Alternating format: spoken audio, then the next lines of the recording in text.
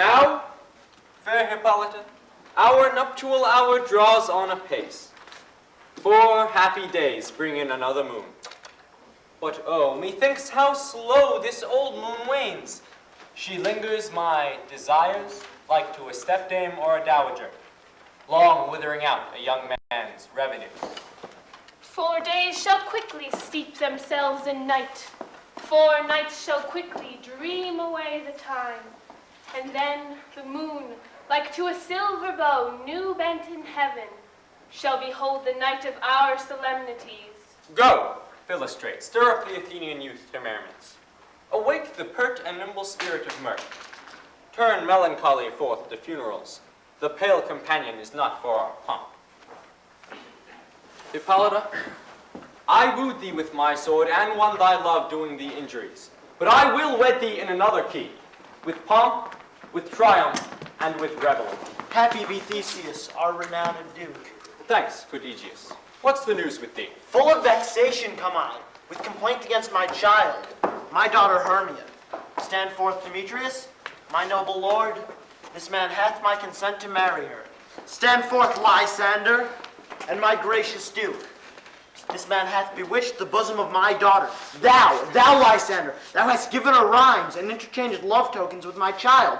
Thou hast by moonlight at her window sung, with feigning voice, verses of a feigning love, and stolen the impressions of her fantasy with bracelets of thy hair, rings, gauds, conceits, knacks, trifles, nosegays, sweetmeats, messengers of strong prevailment in unhardened youth.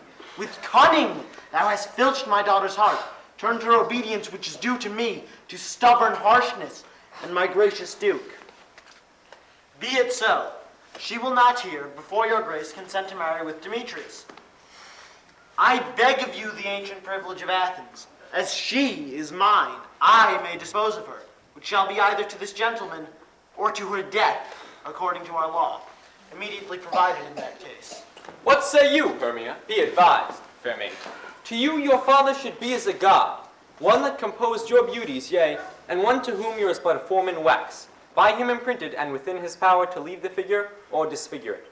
Demetrius is a worthy gentleman. So is Lysander. In himself he is, but in this kind, wanting your father's voice, the other must be held the worthier. I would my father look but with my eyes. Rather, your eyes must with his judgment look. I do entreat your grace to pardon me. I know not by what power I am made bold, nor how it may concern my modesty in such a presence here to plead my thoughts. But I beseech your grace that I may know the worst that may befall me in this case, if I refuse to wed Demetrius.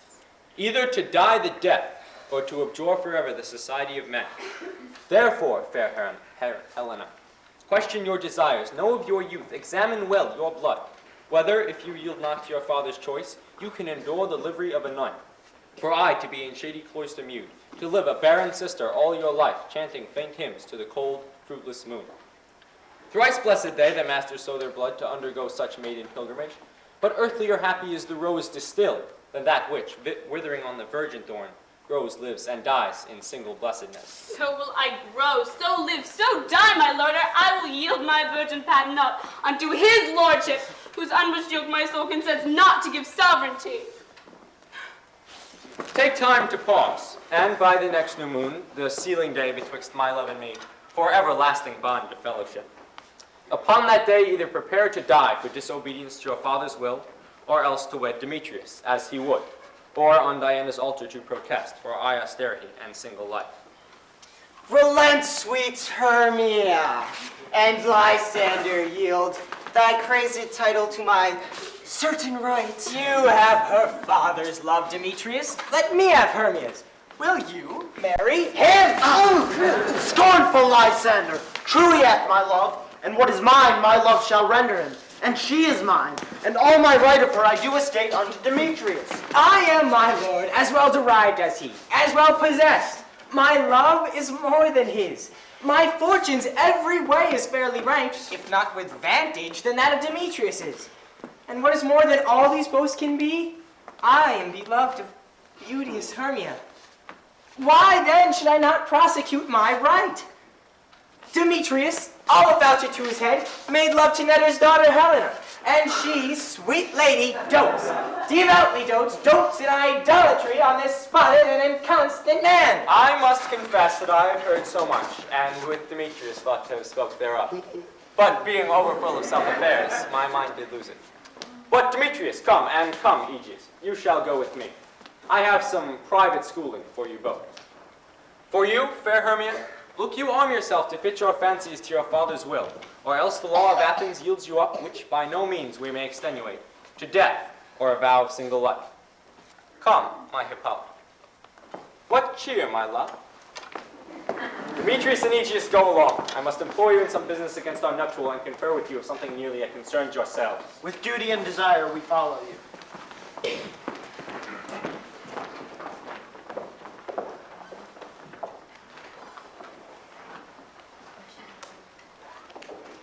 How now, my love? Why is your cheek so pale?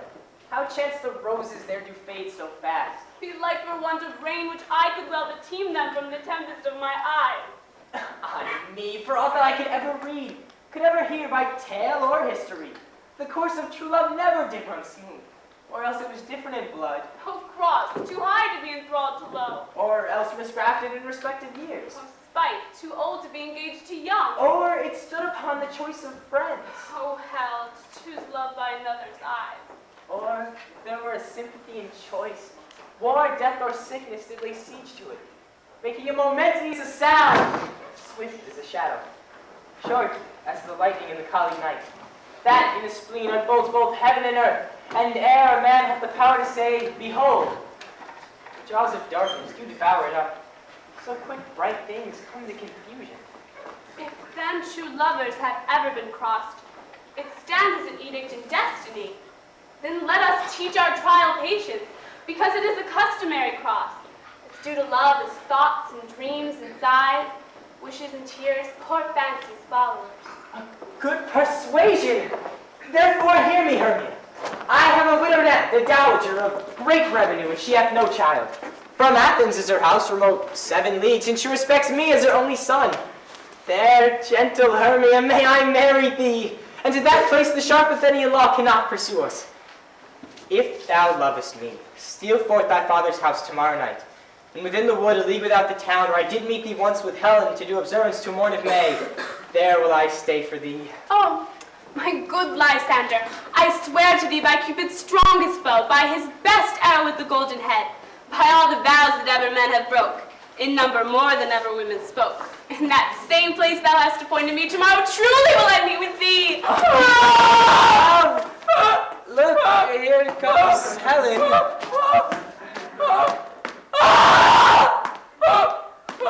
Godspeed, fair Helena.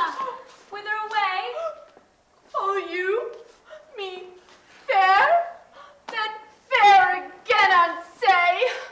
Demetrius loves your fair!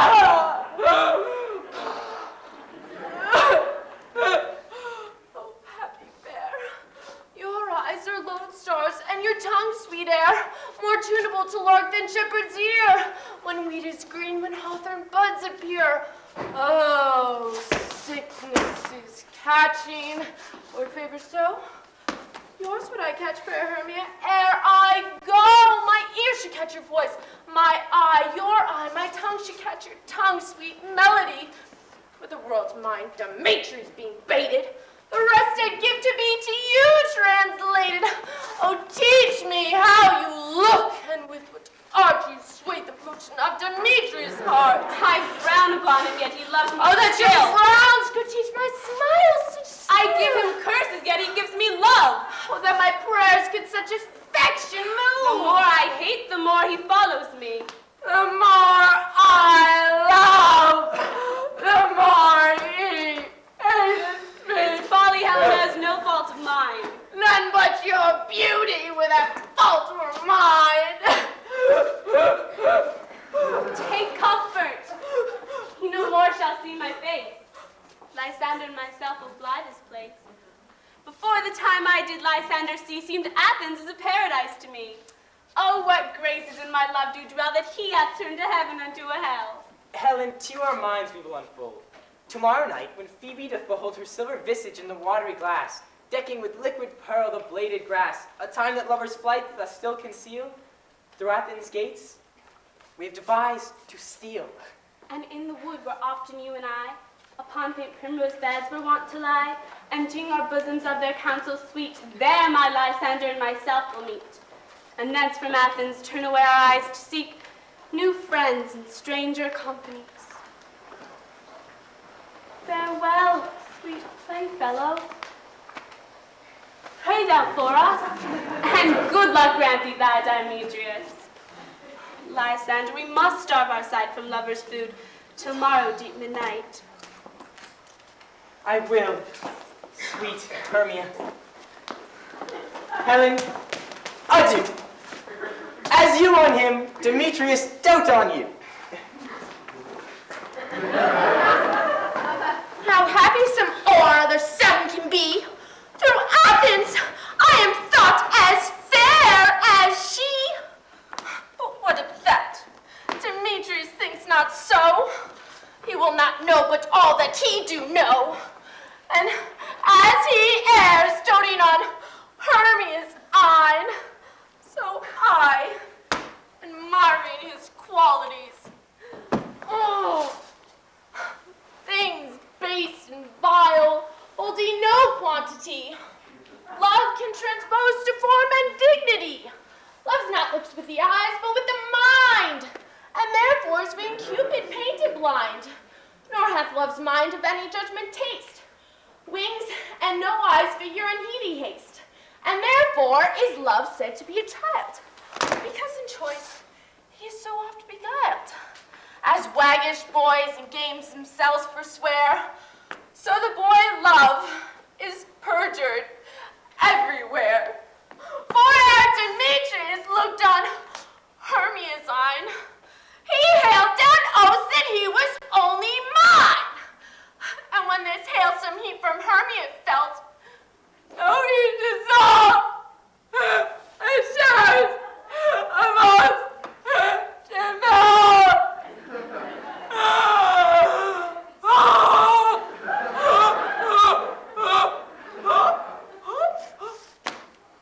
I will go tell him of fair Hermia's flight, and then to the wood will he tomorrow night pursue her.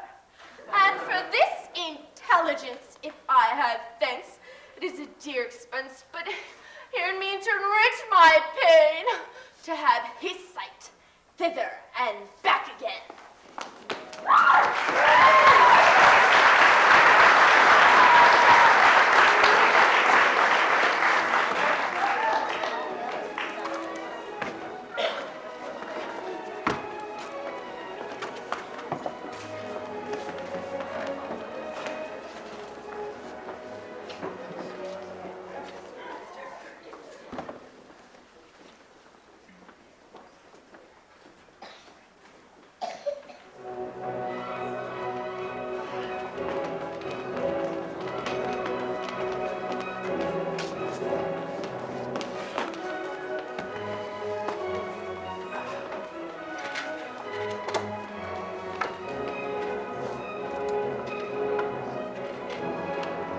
Is all our company here? You're best to call them generally. Man by man, according to the script. Here is the scroll of every man's name through all Athens, thought fit to play in our play before the Duke and Duchess on his wedding day at night. First, good Peter Quince, say what the play treats on. Then read the names of the actors and so grow to a point. Merry. Our play is the most lamentable comedy and most cruel death of Pyramus and Thisbe. A very good piece of work, I assure you, and the merry. Now, good Peter Quince, call forth your actors by the scroll. Masters, spread yourselves. Answer as I call you. Nick Bottom, the weaver. Ready? Name what part I am for and proceed. You, Nick Bottom, are set down for Pyramus. Pyramus. What is Pyramus? A lover or a tyrant? It is a lover that kills themselves most gallant for love. That will ask for some tears in the true performing of it. If I do it, let the audience look to their eyes. I will move stones. I will condole in some measure. And to the rest, Francis. Yet my chief humor is for tyrant. Why, I can play Hercules rarely or a part to Terracatan to make all split. Ha! The raging rocks and shivering shocks shall break the locks of prison gates, and Thisbe's scar shall shine from far and make him mar the foolish fates.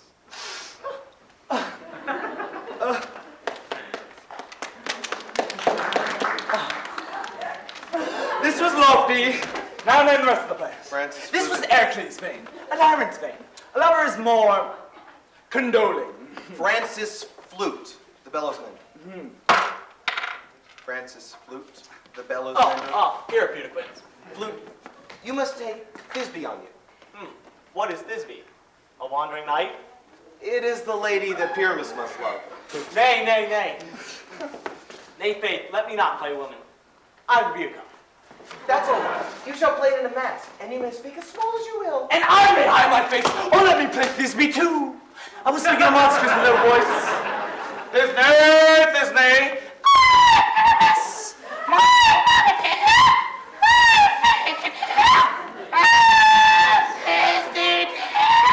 No! You must play Pyramus, and Flute, you Thisbe. Well, proceed.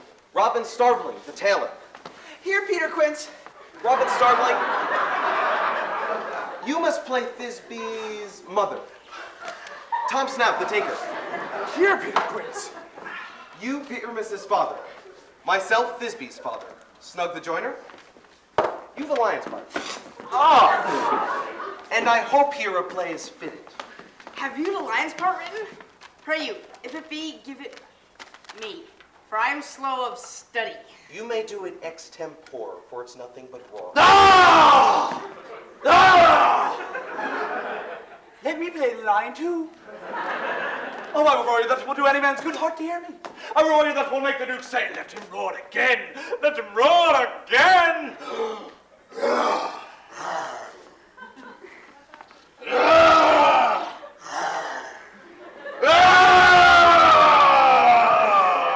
And you should do it too terribly. You would fright the Duchess and the ladies that they would shriek.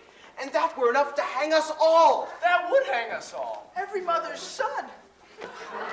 I grant you, friends, if you should fright the ladies out of the wits, they would have no more discretion but to hang us. But I will aggravate my voice so that I will roar you as 'twere any sucking dove. I will roar you as any nightingale.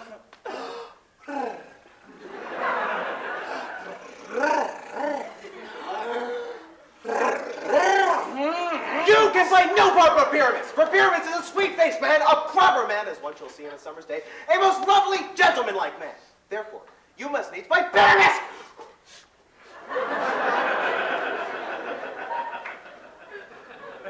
Well, I will undertake it. What beard do I best to play it in? Why, what you will. Well, I will discharge it in either your straw-colored beard, your orange tawny beard, your purple and gray beard, or your French crown-colored beard, your perfect yellow. Some of your French crowns have no hair at all, and then you'll play bareface.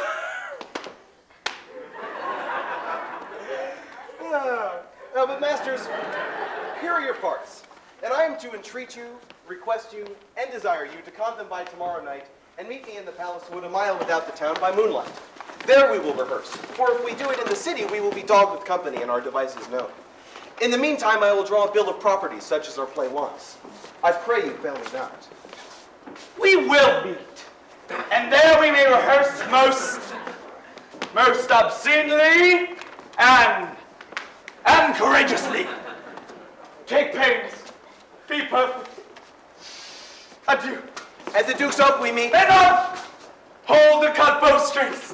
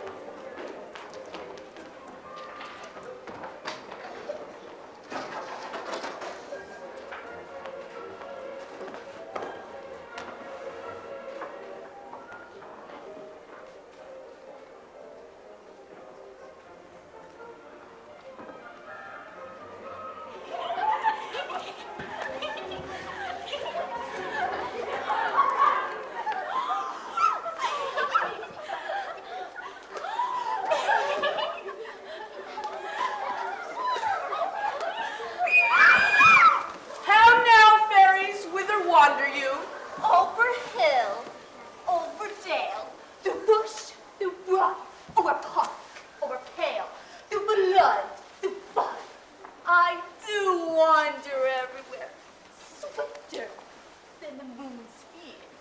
And I serve the fairy queen, your orbs, on a green.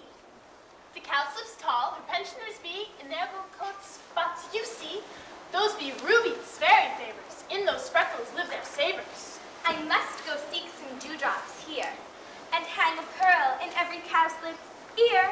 Farewell, thou love of spirits, I'll be gone. Our queen and all her elves come here anon. The king doth keep his revels here tonight. Take heed the queen come not within his sight, for Oberon is passing felon red, because that she, as her attendant hath, a lovely boy, stolen from an Indian king. She never had so sweet a changeling, and jealous Oberon would have the boy, not of his trade to trace the forest wild, but she, perforce, withholds the loved boy, crowns him with flowers and makes him all her joy. Now they never meet in Grover Green, by fountain clear spangled starlight sheen, but they do swear that the elves for fear creep into acorn cups and hide them there. Either that I mistake your shape or making quite, or else are you that shrewd and your sprite called Robin Goodfellow? Oh, Goodfellow. Are not you we the frightmans of the villagery? Skim milk and sometimes labor in the quern, and bootless makes the breathless housewife churn? And sometime make the drink to bear no barm, mislead night wanderers, laughing at their harm. Those that hobgoblin call you, and sweet puck, you do their work, and they shall have good luck. Are you not he? Thou speakest aright. I am that merry wanderer of the night. I jest to Oberon and make him smile. I am a fat and being fed horse beguile, nay, like this of a filling foal. Sometime lurk I in a gossip's fold, in very likeness of a roasted crab, and when she drinks, against her lips I bob, and on her withered dewlap, pour the air. The wisest aunt, telling the saddest tale, for sometime a 3-foot stool mistaketh me. So I from her bum, down tumbles she, and Taylor cries and falls into a cough. The whole choir holds their hips and laugh, and waxen in their mirth, and knees and swear a merry hour was never wasted there. But room fairies, here comes Oberon. And here my mistress. Would that he were gone.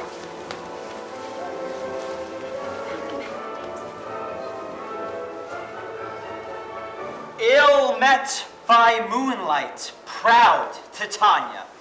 What? Jealous, Oberon? Fairies, skip hence, I have forsworn his bed and company. Tarry, rash wanton! Am not I thy lord? Then I must be thy lady. But I know when thou hast stolen away from fairyland, and in the shape of Corin sat all day, playing on pipes of corn, and versing love to amorous Philida! Why art thou here come from the farthest steep of India? But that forsooth, the bouncing Amazon, your buckskin mistress, and your warrior love to Theseus must be wedded. And you come to give their bed joy and prosperity? Ha! How canst thou thus for shame, Titania, glance at my credit with Hippolyta, knowing I know thy love to Theseus? Didst thou not lead him through the glimmering light from Perigene whom he ravished, and make him with fair Aigles break his faith with Adriana and with Antiopa? These are the forgeries of jealousy, and never since the middle summer spring met we on hill, in dale, in forest, or in mead, by paved fountain or by rushy brook, or in the beached margent of the sea, to dance our ringlets to the whistling wind. But with thy brawls thou hast disturbed our sport. Therefore the winds, piping to us in vain, hath, as in revenge, sucked up from the sea contagious fogs, which falling in the land hath every pelting river made so proud that they have overborne their continents. The ox hath therefore stretched his yoke in vain, the plowman lost his sweat, and the green corn hath rotted ere its youth attained a beard. The human mortals want their winter here. No night is now with hymn or carol blessed. Therefore the moon, the governess of floods, pale in her anger, washes all the air, that rheumatic diseases do abound. And through all this distemperature we see the seasons alter. Hoary-headed frosts fall in the fresh lap of the crimson rose, and on old time's thin and icy crown, an odorous chaplet of sweet summer buds is as in mockery set. The spring, the summer, childing autumn, angry winter change their wonted liveries, and by their increase the mazed world now knows not which is which. And this same progeny of evils comes from our debate, from our dissension. We are their parents and original. Do you amend it then? It lies in you. Why should Titania cross her Oberon? I do but beg a little changeling boy to be my henchman. Oh, set your heart at rest. The fairy land buys not that child of me. His mother was a votress of my order, and in the spiced Indian air by night, full often hath she gossiped by my side, and sat with me on Neptune's yellow sands, marking them barked traders on flood. When we have laughed to see the sails conceive and grow big-bellied with the wanton wind, which she, with pretty and with swimming gait, following, her womb then rich with my young squire, would imitate, and sail upon the land to fetch me trifles, and return again, as from a voyage, rich with merchandise. But she, being mortal, of that boy did die. And for her sake do I rear up her boy, and for her sake I will not part with him. How long within this wood intend you stay? Perchance till after Theseus' wedding day, if you will patiently dance in our rounds, and see our moonlight revels, go with us. If not, shun me, and I will spare your haunts. Give me that boy, and I will go with thee! Not for thy fairy kingdom, fairies away! We shall chide downright if I longer stay. Well, go thy way! Thou shalt not from this grove till I torment thee for this injury. My gentle Puck, come hither. Thou rememberest since once I sat upon a promontory and heard a mermaid on a dolphin's back, uttering such dulcet and harmonious breaths that the rude sea grew civil at her song, and certain stars shut madly from their spheres to hear the sea maid's music. I remember. At that time, I saw, but thou couldst not, flying between the cold moon and earth, Cupid all armed. A certain aim he took at a fair vessel thrown by the west, and loosed his love shaft smartly from his bow, as it should pierce 100,000 hearts. And the imperial votress passed on in maiden meditation fancy-free, and maidens call it love in idleness. Fetch me this flower, this herb I showed thee once. The juice of it, on sleeping eyelids laid, will make man or woman madly dote upon the next live creature that it sees. Fetch me this herb, and be thou here again, ere the Leviathan can swim a league.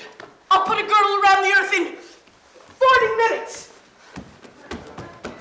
Having once this juice, I'll watch Titania when she is asleep, and drop the liquor of it in her eyes.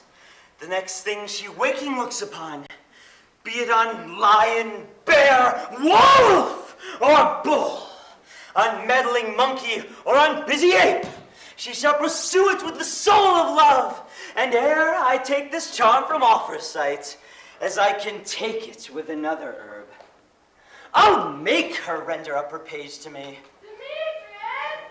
But who comes here? I am invisible, and I will overhear their conference. I love thee not, therefore pursue me not. Where is the Hermia and Lysander? The one I'll slay, the other slayeth me. Thou toldst me they had stolen unto this wood, and here am I, and wood within this wood, because I cannot meet my Hermia. Hence, get thee gone, and follow me no more. You draw me, you hard-hearted adamant, but yet you draw not. I, for my heart is true steel. Leave you power to draw, and I shall have no power to follow you. Do I entice you? Do I speak you fair? Or rather, do I not in plainest truth tell you, I do not, nor cannot love you? And even for that, do I love you the more? I'm your spaniel. And Demetrius, the more you beat me, the more I will fall.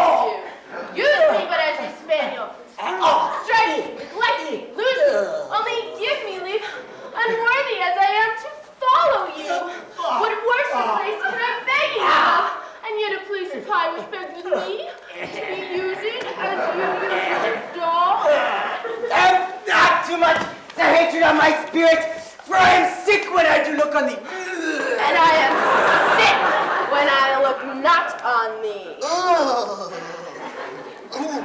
You do impeach your modesty too much to leave the city and to present the to the hands of one who loves you not. To trust the opportunity of night and the ill counsel of a desert place with the rich worth of your virginity. Your virtue is my privilege, for that it is not night when I do see your face. Therefore I think I am not in the night. Nor doth this wood lack worlds of company, for you in my respect are all the world.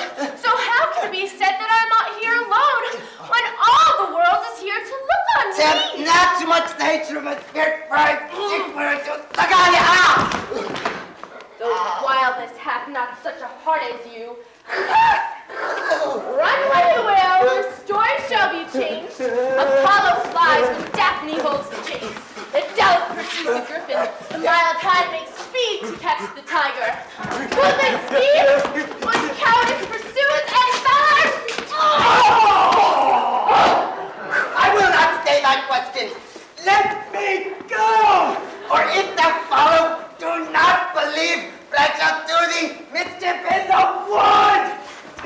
I, in the temple, in the town, in the field, you are doing mischief. Demetrius, the wrongs you said a scandal on my sex. We cannot fight for love as men may do. We should be wooed and we're not made to woo.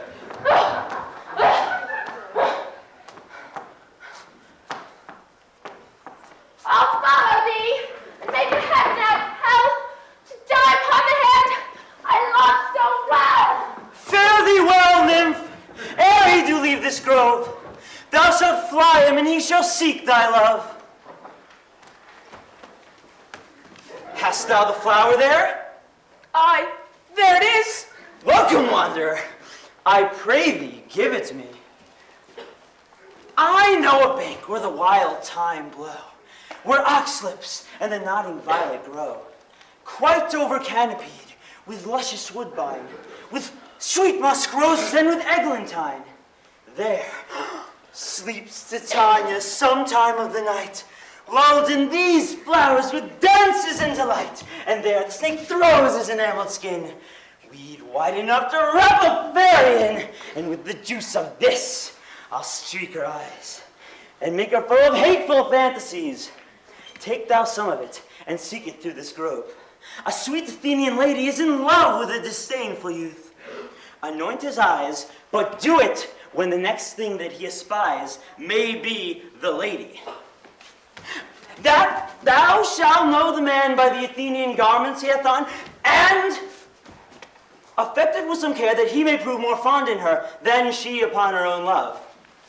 And look thou meet me ere the first cock crow. Fear not, my lord. Your servant shall do so.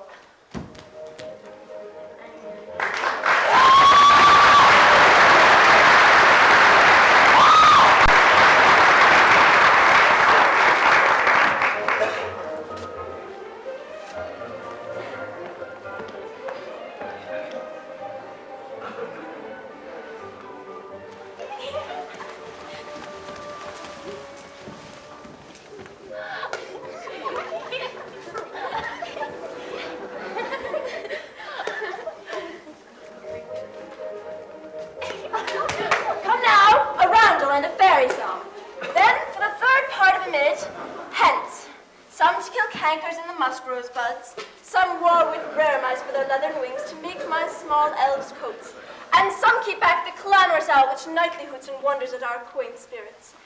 Sing me now asleep, then to your offices, and let me rest. Lullaby, lullaby, spotted snakes with double top, hedgehogs be not seen, lutes and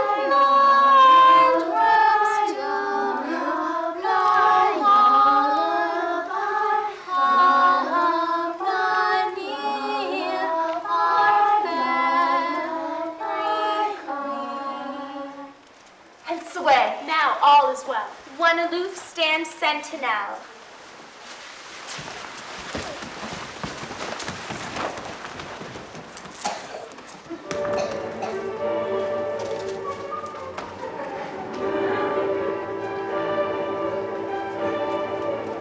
What thou seest when thou dost wake, do it for thy true love's sake.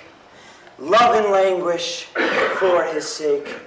Be it ounce or cat or bear, pard or boar with bristled hair, in thy eye that shall appear, when thy wakest, it is thy dear. Wake when some vile thing is near.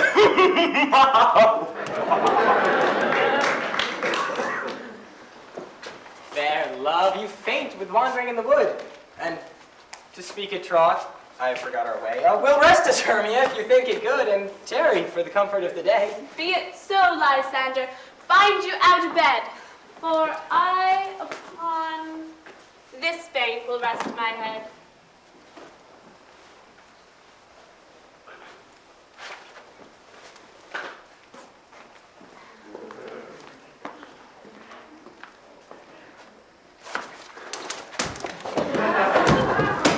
One turf shall serve as pillow for us both.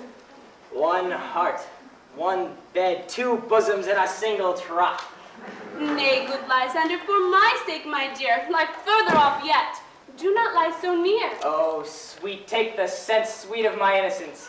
Love takes the meaning in love's conference. I mean that my heart unto yours is knit, so that one heart we can make of it, two bosoms interchained with an oath, so then two bosoms in a single trot.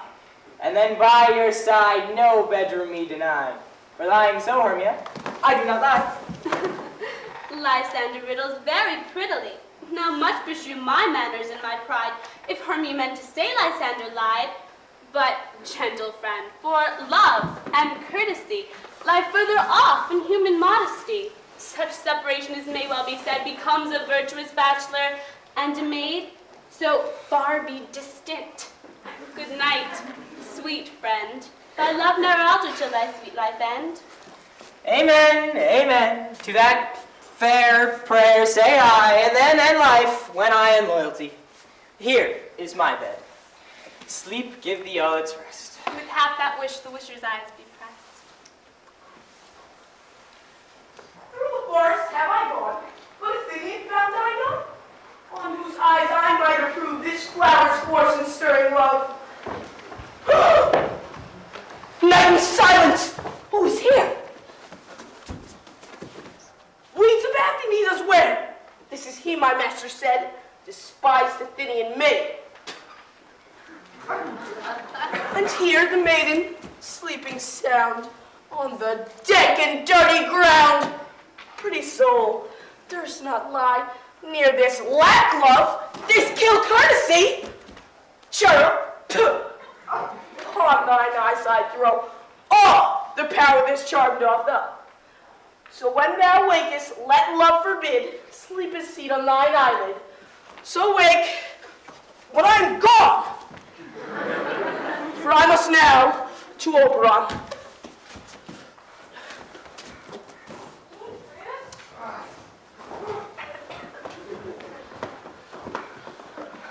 Stay, though thou kill me, sweet Demetrius. I charge thee hence, and do not haunt me thus.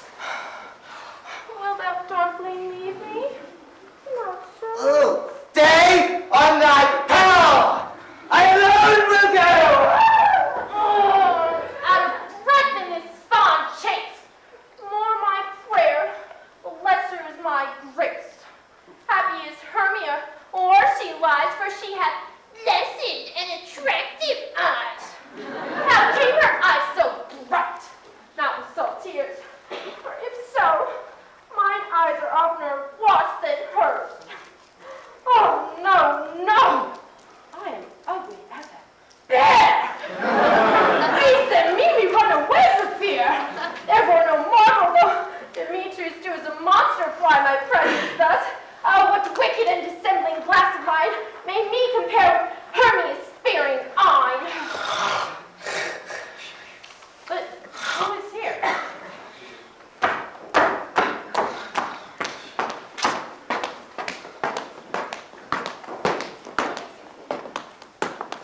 Lysander? On the ground? Dead? Or asleep? I see no blood, no wound. Lysander, if you live, good sir, awake. And run through fire I will for thy sweet sake. Transparent Helena, nature shows art that through thy bosom makes me see thy heart. Where's Demetrius?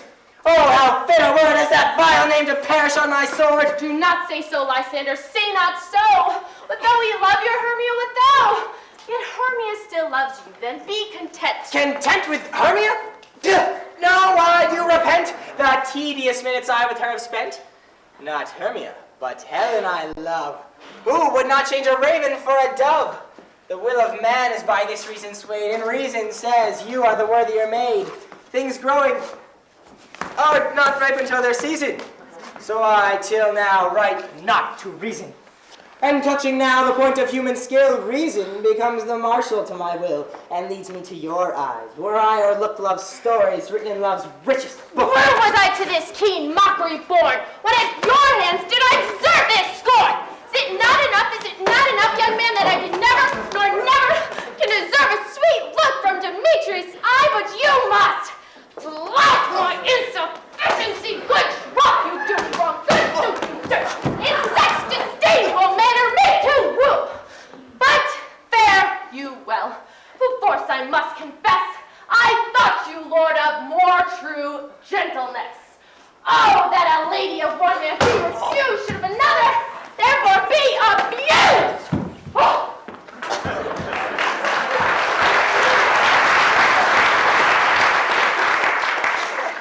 She sees not Hermia. Hermia? Sleep thou there, and never mayest come Lysander near. For as the surfeit of the sweetest things, the deepest loathing to my stomach brings. Or as the heresies that men do leave, are hated, but the most they did deceive. So thou, my surfeit, and my heresy, are hated, but the most of me. And all thy power address your love and might, to honor Helen, and to be her knight. Help me, Lysander, help me. Do thy best to pluck this crawling serpent from my breast. Oh, why me, for pity. What a dream was here. Lysander, look how I do quake with fear. Thought a serpent eat my heart away, and you sat smiling at his cruel prey. Lysander? What? Removed? Lysander! Lord!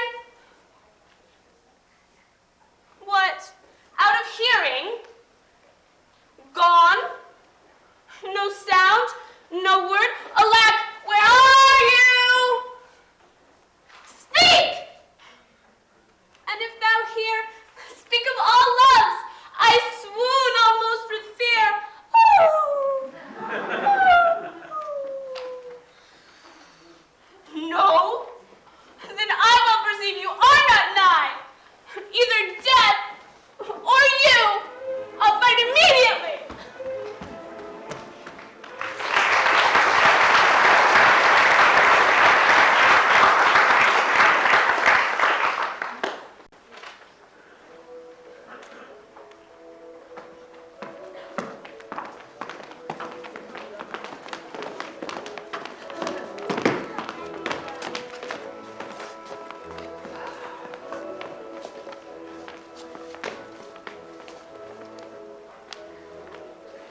Are we all met? Pat. And here's a marvelous convenient place for a rehearsal. This green plot shall be our stage. That hawthorn prank our tiring house, and we will do it in action as we will before the Duke. Pitterquince, What sayest thou, bully bottom? there are things in this comedy of Pyramus and Thisbe that will never please. First, Pyramus must draw the sword and kill himself, which the ladies cannot abide. How answer that? Friar Larkin, a parlous fear. I believe we must leave the killing out when all is done. Not a whit. I have advice to make all well. Right. Write me a prologue, And let the prologue seem to say that we will do no harm with our swords, and that Pyramus is not killed indeed. And for the more better assurance, tell them that I, Pyramus, am not Pyramus, but Bottom the Weaver. This will put them out of fear. Well, we will have such a prologue, and it will be written in 8 and 6. No, make it 2 more. Let it be written in 8 and 8. Will not the ladies be afeard of the lion? Oh, I fear it, I promise you. Masters, you ought to consider with yourselves to bring in. God shields us, the lion among the ladies is a most fearful thing. There is not a more fearful wildfowl than your lion living, and we ought to look to it. Therefore, another prologue must tell he is not a lion. Nay, you must name his name, and half his face must be seen through the lion's neck, and he himself must speak through, saying thus or to the same defect. Ladies, or fair ladies, I would wish you, or I would request you, or I would entreat you not to fear, not to tremble, my life for yours. If you think I come hither as a lion, it will pity on my life. No, I am no such thing. I am a man, as other men are. And then indeed let him name his name and tell them plainly he is snug rejoinder. Well, it shall be so. But there is 2 hard things. That is, to bring the moonlight into a chamber, for Pyramus and Thisbe, you know, did meet by moonlight. Doth the moon shine the night we play our play? A calendar. Look in the almanac and find out moonshine. Yes, it does shine that night. Why then may you leave a window of the great chamber open where we play, and the moon may shine in at the window. Aye, or else one must come in with a bush of thorns and a lantern, and say he comes to disfigure or to present the person of moonshine. Then there's another thing. That is, to bring a wall into the great chamber, for Pyramus and Thisbe, says the story, to talk through the chink of a wall. You can never bring in a wall. What say you, Bottom? Some man or other must present wall, and let him have some plaster, or some loam, or some rough cast about him to signify wall. And let him hold his fingers thus, and through that cranny shall Pyramus and Thisbe whisper. If that may be, then all is well. Come, sit down, every mother's son, and rehearse your parts. Pyramus, you begin. When you've spoken your speech, enter into that break, and so everyone according to his cue. What has been homespun have been swaggering here? So near the cradle of the fairy queen. What? A Plator? I'll be an auditor. An actor too, perhaps, if I see cause. Speak, Pyramus. Thisbe, stand forward. Thisbe.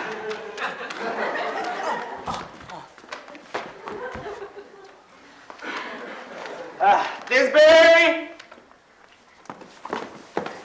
the flowers of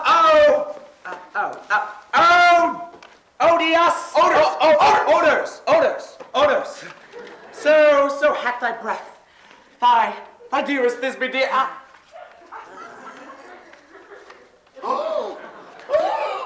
But hark, a voice. Stay thou but here a while, and by I will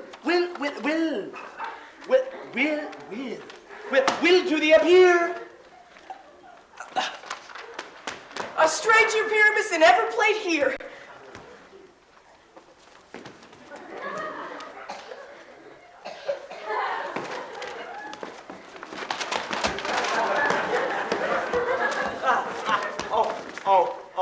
Must I speak now? Aye, marry, must you? For you must understand that he goes but to see a noise that he heard and is to come again. Oh.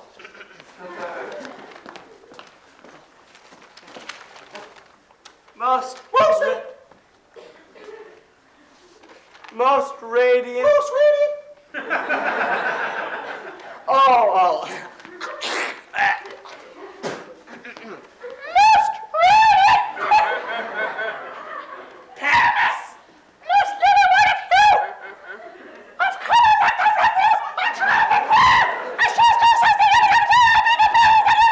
9 is 2 men. Why, you must not speak that yet. You speak all your part at once. Cues in the hall. Baroness, enter. Your cue is passed. It is no time.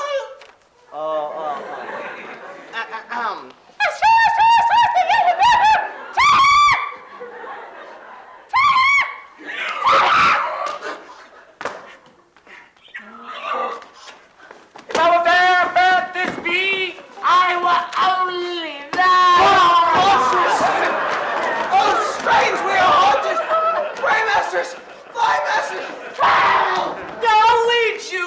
I'll lead you bad around through bog, through bush, through brake, through briar. Sometimes a horse I'll be, sometimes a hound, and yea, and bark, and grunt, and roar, and burn, at every turn. Why do they run away? This is knavery of them to make me afraid. Oh, bottom, thou art changed.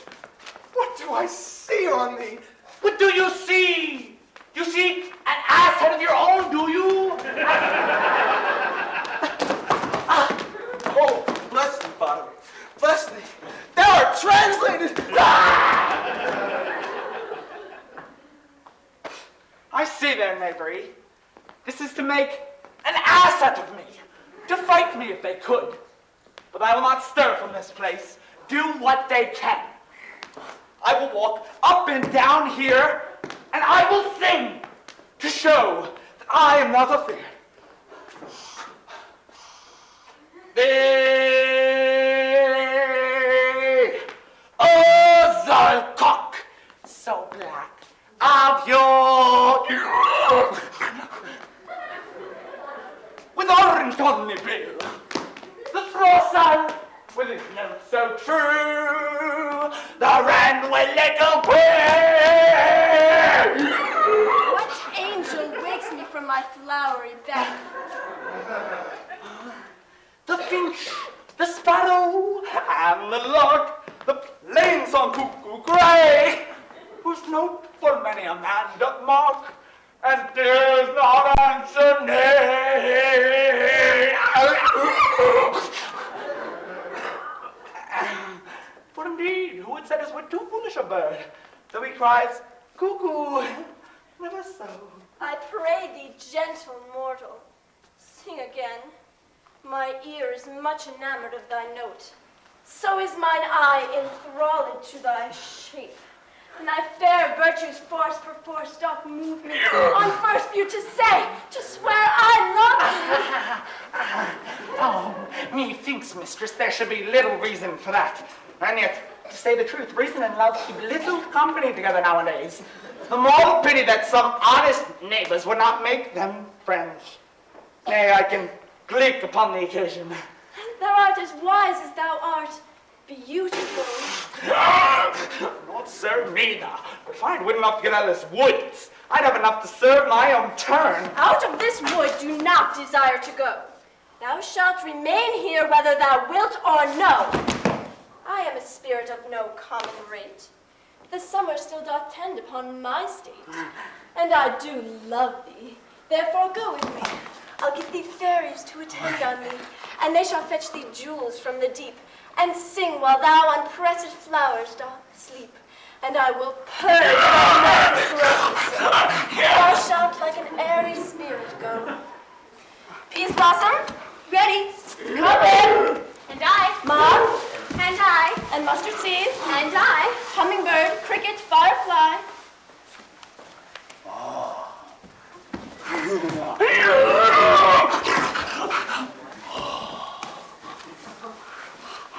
Be kind and courteous to this gentleman.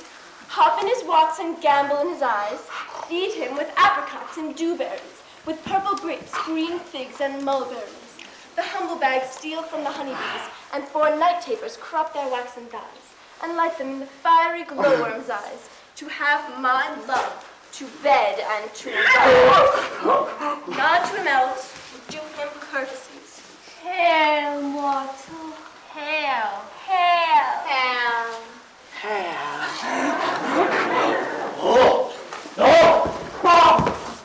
I cry your worship's mercy heartily. I beseech your worship's name. Cobweb. I should desire you more acquaintance, Mistress Cobweb. If I cut my finger, I shall make bald with you.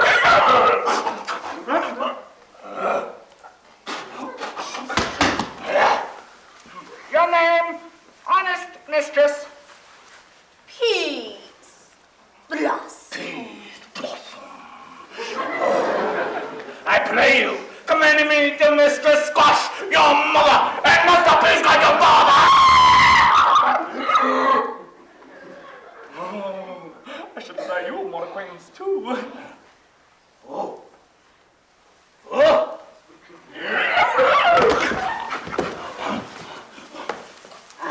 Your name, I beseech you, miss.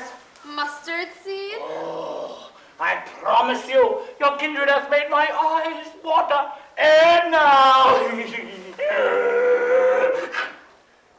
I should desire you of more acquaintance too. Come, wait upon him, lead him to my bower. The moon, methinks, looks with a watery eye, and when she weeps, weeps every little flower, lamenting some enforced chastity. Tie up my lover's tongue, bring him silent.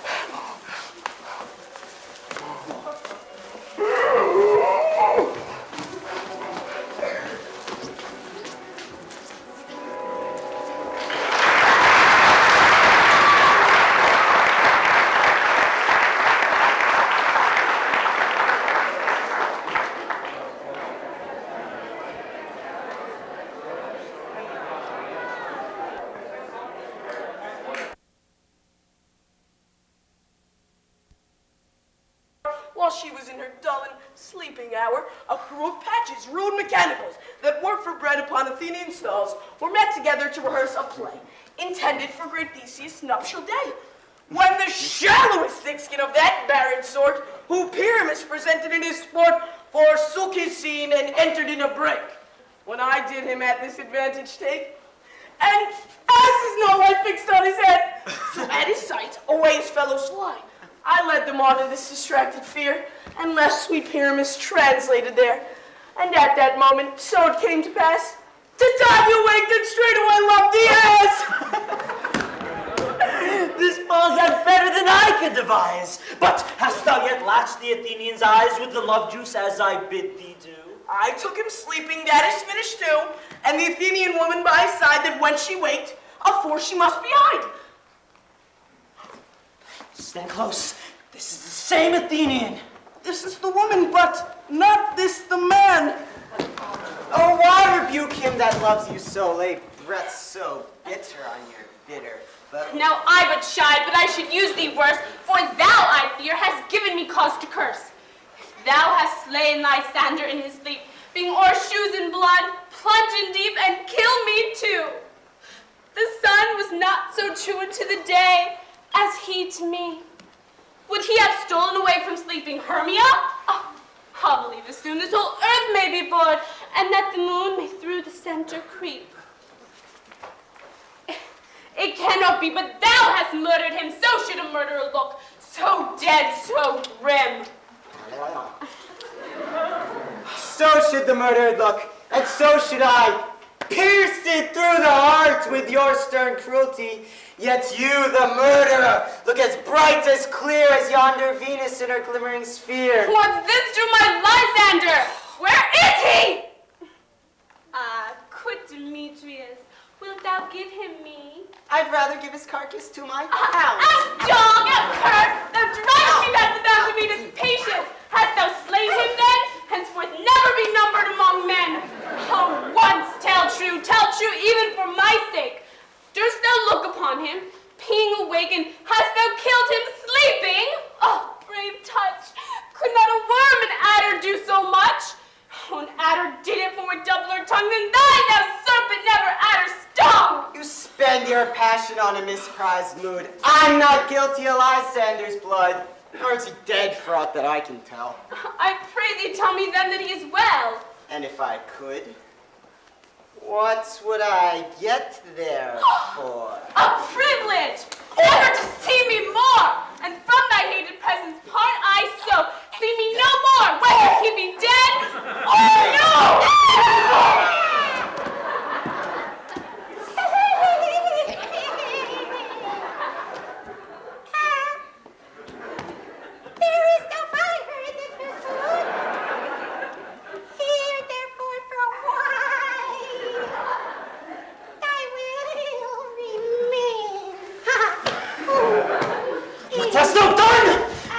mistaken quite, and laid the love juice on some true love sight. Of thine this prison must perforce ensue. Some true love turned, and not a false turned true. Then fate overrules that one man holding troth, a million fail, confounding oath on oath. About the wood, go swifter than the wind, and Helena of Athens look thou find. All fancy sick she is and pale of tear, with sighs of love that cost the fresh blood dear. By some illusion seek thou bring her here, I'll charm his eyes against she do appear. I go, look how I go, swifter than the arrow from the Tartar's bow. Flower of this purple dye, hit with Cupid's archery, sink in apple of his eye, when his love he doth espy. Let her shine as gloriously as the Venus of the sky, and whence thou wakest, if she be by, beg of her for remedy. Captain of our fairy bands, Helena is here ten, and the youth mistook by me, pleading for a lover's fee. Shall we their fond heaven see? Mark, what fools these mortals be! Silence! The noise they make will cause Demetrius to awake. Then we'll two at once for one. That must be needs we sport alone, and all things that do best please me, all befall preposterously. How can you think I should woo and scorn? Scorn and derision never come in tears. Look, when I vow, I weep. And vows so born, in their nativity all truth appears. How can these things receive scorn to you, bearing the badge of faith to prove them true? You do advance your cunning more and more. When truth kills truth, oh devilish holy friend. These vows are Hermia's. Will you give her o'er? Wait, oath with oath, and you will nothing weigh. Your vows to her and me put in two scales, both even weigh, and both as light as tails. I had no judgment when to her I swore. Nor none in my mind have you given before. Demetrius loves Hermia, he loves not you. Darling! Goddess nymph, perfect divine! To what therefore shall I compare thy nine? Crystal is money, how ripe in show! Thy lips, those kissing, cherry tempting brow. Oh! Ow! Ew! Ew! Oh! Oh, gross, oh. That pure congealed white high tore snow, fanned with the eastern wind, turns to a curl when thou hold up thy hands. Oh, let me kiss this princess of your pure white, this seal of bliss. Fight, oh hell, I see you all are bent to set against me for your merriment. If you were civil and knew courtesy, you would not do me thus much injury. Can you not hate me, as I know you do? But you must join in souls to mock me too. If you were men. As men you are in show, you would not use a gentle lady so to vow and swear and superpraise my parts. When I am sure you both hate you with your hearts. You both are rivals and love Hermia. And now both rivals to mock Helena? Oh, trim exploit. A manly enterprise to conjure tears up in a poor maid's eyes with your derating. Not a noble sort would so offend a virgin and extort a poor soul's patience, all to make you sport. You are unkind, Demetrius. Be not so, for you love Hermia. This you know I know, and here with all good will and with all my heart, in Hermia's love, I yield you of my part. Yours of Helen, to me bequeath, whom I do love, and will to my death. Never Democritus waste more idle breath. Lysander, keep thy Hermia, I will none, if ever I loved her. Why, all that love is gone. To her my heart but has, guess why, sojourned? Now to Helen is it home returned, there to remain. Helen, it is not so. Disparage not the fate thou dost not know, lest to thy peril thou abide it, dear. But look where thy death comes, yonder is thy dear. Dark night, that from eyes function takes, you more quick of apprehension makes. Thou art not by mine eye, Lysander's found. Oh, mine ear, I thank, hath brought me to thy sound. But why unkindly didst thou leave me so? Why should he stay who love doth press to go? Oh, what love could press Lysander from my side? Lysander's love that would not let him bide. Fair Helen, nature shows art that through thy beauty makes me see thy heart. Why do you follow me? Could not this make thee know the hate I bear thee late made me leave thee so? You speak not as you think, it cannot Oh, be! she is one of this confederacy. Now I perceive they've conjoined all three to fashion this bold sport in spite of me. Injurious Hermia, most ungrateful maid, have you conspired? Have you with these contrived to bait me with this foul derision? Is all the counsel that we two have shared, the sisters' vows, the hours that we have spent when we have chid the hasty-footed time for parting us? Oh, is all forgot? All school days, friendships, childhood, innocence? And will you rend our ancient love asunder to join with men in scorning your poor friend? Oh, it is not friendly, 'tis not maidenly. Our sex as well as I may chide you for it, though I alone do feel the injury. I am amazed at your passionate words. I scorn you not, it seems that you scorn me. Have you not set Lysander as in scorn to follow me and praise my eyes and face and made your other love, Demetrius, who even but now did just spurn me with his foot, to call me goddess, nymph, rare, divine, precious celestial? Wherefore speaks he this to her he hates? No. And wherefore doth Lysander deny your love so rich within his soul? But tender me, forsooth affection, but by your setting on, by your consent. But thou might be not so in grace as you, so hurry upon with love, so fortunate, but miserable most to love unloved. This you should pity rather than despise. I understand not what you mean by I do perceive her countenance sad looks make mouth at me when I turn my back, wink each at other, hold this sweet jest up. This sport well carried shall be chronicled. If you had any pity, grace, or manners, you would not make me such an argument. But fare you well. 'Tis partly my own fault, which death or absence soon shall remedy. Stay, gentle Helen. Hear my excuse, my love, my life, my soul bearing. Sweet, do not scorn her so. If she cannot entreat, I can compel. Thou canst compel no more than she entreat. Thy threats have no more strength than her weak prayers. Helen, I love thee, by my life I do. I swear by that which I will lose for thee to prove him false that says I love thee not. I say I love thee more than he did. If thou say so, in turn, prove it. Quick, come. Lysander, where do tens all this? Oh, where you even hope. No, he'll seem to break loose. Ow. But take on as you would follow, yet come not. You retain man. Go! Hang off, thou cat, thou bird, vile thing, let loose or I will shake thee from me like a serpent.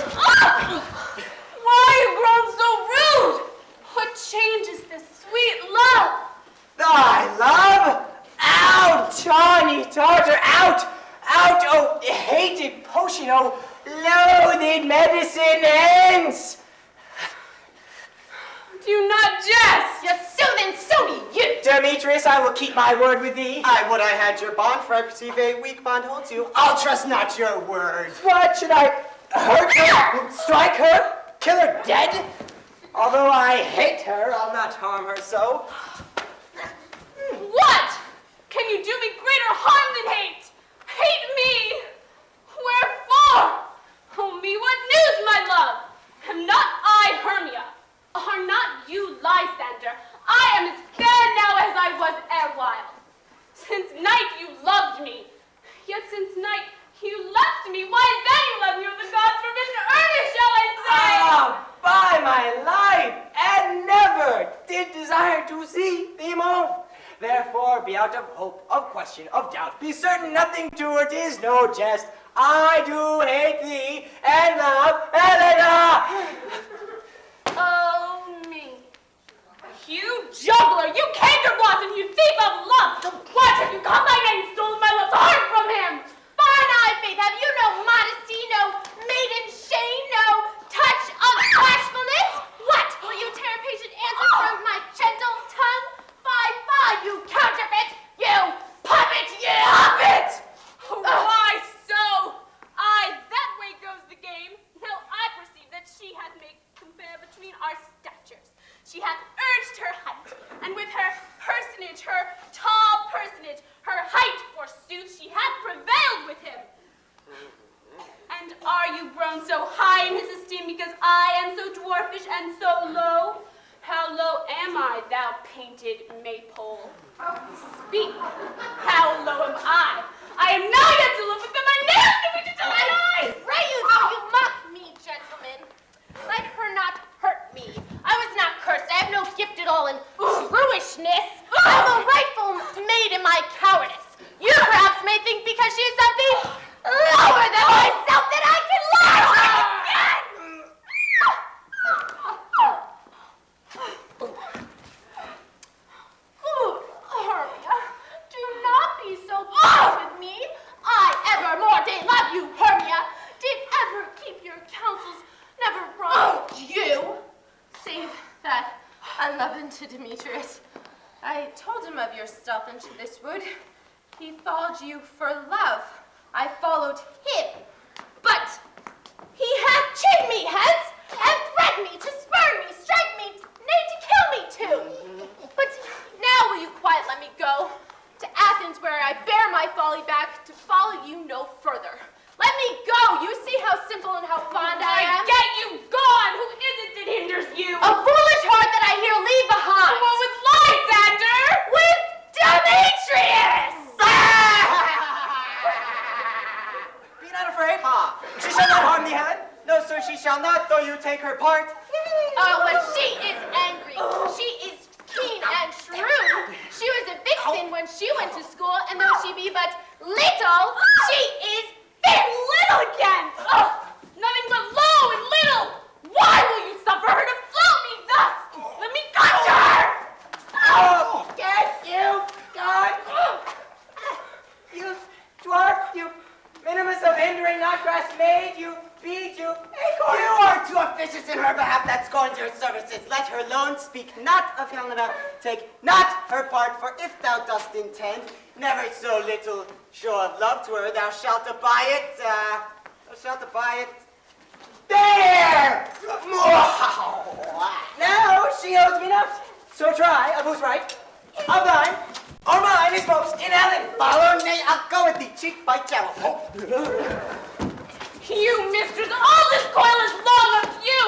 Nay, go not back! I do not trust you. I no longer stay in your cursed company. Your hands and mine are quicker for a fray, though my legs are longer, though, to run away. I'm amazed and know not what to say! This is thy negligence! Still, thou makest us committest thy knaveries willfully! King of Shadows, I mistook. Did you not tell me that I should know the man by the Athenian garments he hath on? And so far blameless proves my enterprise. I know it in the Athenian's eyes. And so far glad I am at so did sort. And this there jangling, I esteem a sport. Thou seest these lovers seek a place to fight. I therefore, Robin, overcast the night. The starry welkin cover thou anon, with drooping fog as black as Acheron, and lead these testy rivals so astray, as one come not within another's way. Like to Lysander, sometimes frame thy tongue, and stir Demetrius up with bitter wrong, and sometimes wail thou like Demetrius. And from each other look thou lead them thus, till o'er their brows death counterfeiting sleep, with leaden legs and batty wings doth creep. whilst I in this affair do thee employ. I'll to my queen, and beg her Indian boy, and then I will her charmed I release from monstrous view, and all shall be peace. My fairy lord, this must be done with haste. For night swift dragons cut the clouds full fast, and yonder shines Aurora's harbinger at whose approach ghosts, wandering here and there, troop home to churchyards, damned spirits all, and crossways and floods have burial. Already to their wormy beds are gone, and they willfully themselves exile from light, for I must consort with black-browed night. But we are spirits of another sort. I, with the morning's love, have oft made sport, and like a forester the groves may tread, even till the eastern gate, all fiery red, opening on Neptune with fair blessed beams, turns to yellow gold his salt green streams. But, notwithstanding haste, make no delay. We may effect this business yet ere day.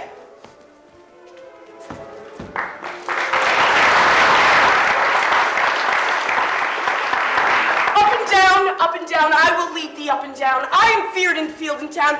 God will lead them up and down. Here comes one. Where art thou, proud Demetrius? Speak thou now. Here, villain, drawn and ready. Where art thou? I will be with thee straight. Then follow me then to plainer ground. Lysander, speak again, thou runaway, thou coward. Art thou fled? Speak in some bush. Where dost thou hide thy head? Thou coward! Art thou bragging to the stars? Telling the bushes that thou lookest for war? Come, recreant, come thou child, I'll beat thee with the rod. He is defiled that draws a sword on thee. Yea, art thou there? The villain is much lighter heeled than I. Ooh, I followed fast, but faster he did fly, and now fallen am I, in dark uneven way. Here will rest me. Come, thou gentle day. For if but once thou show me thy grey light, I'll find Demetrius and revenge despite. Come, villain, wilt thou not come? Nay, thou mockest me. If ever thy face by daylight see, thou shalt abide dear. Ow! But go thy way. Faintness constraineth me to measure out my length on this cold bed. Oh, weary night, oh, long and tedious night, abate thy hours, shine comforts from the east, that I may back to Athens by daylight, from these that my poor company detest, and sleep that sometimes shuts up sorrow's eye, steal me a while from mine own company. Yet but three, come one more, two of both kinds, and that makes four. Here she comes, cursed and sad, Cupid is a knavish lad, she that makes poor females sad. Never so weary, never so in woe, bedabbled with the dew and torn with briars. I can no further crawl, no further go. My legs can keep no pace with my desires. Here will I rest beneath the break of day. Heaven's shield, Lysander, if they need a fray. On the ground, sleep sound, gentle lover's remedy, and when thou wakest, takest true delight in thy former lady's eye. And the country proverb known, that every man shall take his own, in waking it shall be shown, Jack will have Jill, not shall go ill, the man will have his mare, and all shall be well.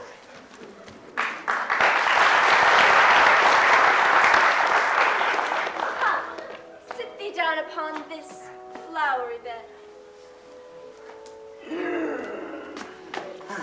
Whilst I thy amiable cheeks do coy, and stick musk roses in thy sleek, smooth head, and kiss thy fair large ears, my gentle child.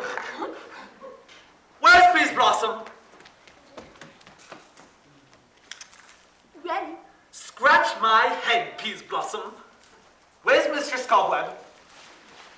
Ready? Ah, Mistress Cobweb. Get your weapons in hand and kill me a red-hipped humblebee on top of a thistle.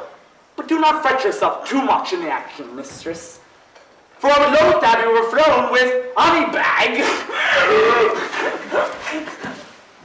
Where's Mistress Mustard Seed? Ready? Ah, I pray you, leave your curtsy. What is your will? Nothing but to help cavalry at peas blossom to scratch. I muster the barbers. Methinks I'm a marvelous Harry about the face. And as I am such a tender ass, if my hand would tickle me, I must scratch. Firefly, cricket, hummingbird. Wilt thou hear some music, my sweet love? I have a reasonable good ear in music. Let's have the tongs and the birds. Horses with love what thou desirest to eat. Truly a peck of provender. I could munch your good, dry oats. Methinks I have a great desire to a bottle of hay. Good hay, sweet hay, hath no fellow. I have a venturous fairy that shall seek the squirrel's hoard and fetch thee new nuts. I'd rather a handful or two of dried peas. But I pray you, let none of your people stir me. I have an exposition of sleep come upon me. Sleep thou, and I will wind thee in my arms. Fairies, be gone, and be always away. So doth the woodbine the sweet honeysuckles gently entwist. The female ivy so enrings the barked fingers of the elm. Oh, how I love thee. Oh, how I dote on thee.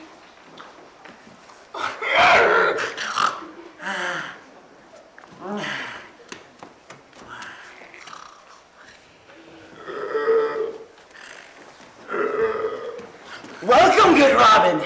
Seest thou this sweet sight? Now her dotage I do begin to pity, for meeting her of late behind this woods, seeking sweet favors for a hateful fool. I did upbraid her and fall out with her. For she is hairy, tempered, and rounded, with the coronet of fresh and fragrant flowers, and that same dew which sometimes on the buds was wont to swell like round and orient pearls, stood now within the pretty floret's eyes. Like tears did their own disgrace bewail, when I had at my pleasure taunted her, and she had mild terms begged my patience. I then did ask her of her changeling child, which straight she gave me in her fairy scent, to bear into my bower in fairyland. And now I have the boy.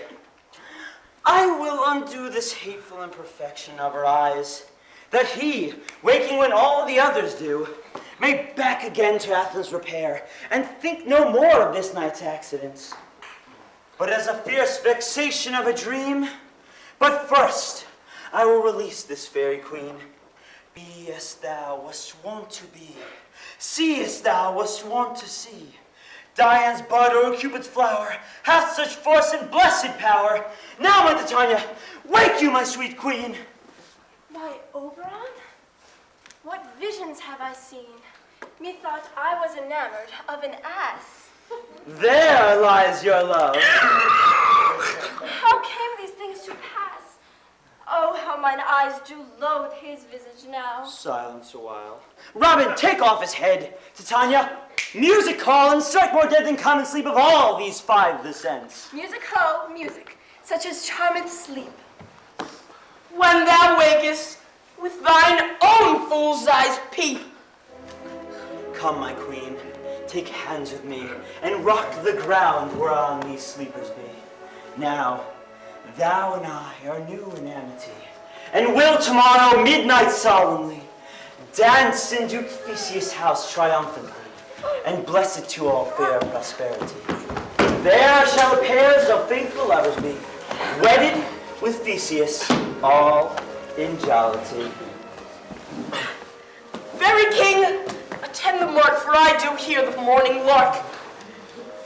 Then, my queen, in silence sad, trip we after nightshade.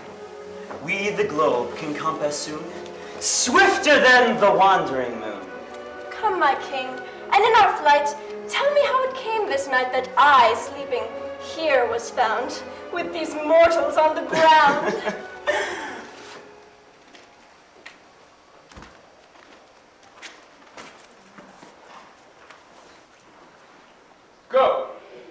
forester. For now our observation is performed, and since we have the ballad of the day, my love shall hear the music of my hounds. Uncouple in the western valley, let them go. Dispatch, I say, and find the forester.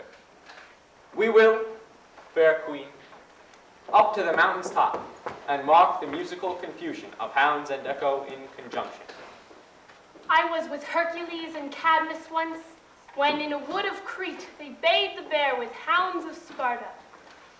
Never did I hear such gallant chiding, for beside the groves, the skies, the fountains, every region near seemed all one mutual cry. I never heard so musical a discord, such sweet thunder. My hounds are bred out of the Spartan kind, so flued, so sanded, and their heads are hung with ears that sweep away the morning dew. Crook-kneed and dewlap like the Salian bulls, slow in pursuit, but matched in mouth like bells, each under each. A cry more tunable was never hollowed to, nor cheered with horn. In Crete, in Sparta, nor in Thessaly. Judge when you hear. Theseus! Theseus! What soft? What nymphs are these? My lord, this is my daughter here asleep, and this Lysander, this Demetrius is, and this Helena, old Nader's Helena. I wonder their being here together. No doubt they rose up early to observe the rite of May, and, hearing our intent, came here in grace of our solemnity. But speak, Aegeus, is not this the day that Hermia should give answer of her choice? It is, my lord. Go, wake them.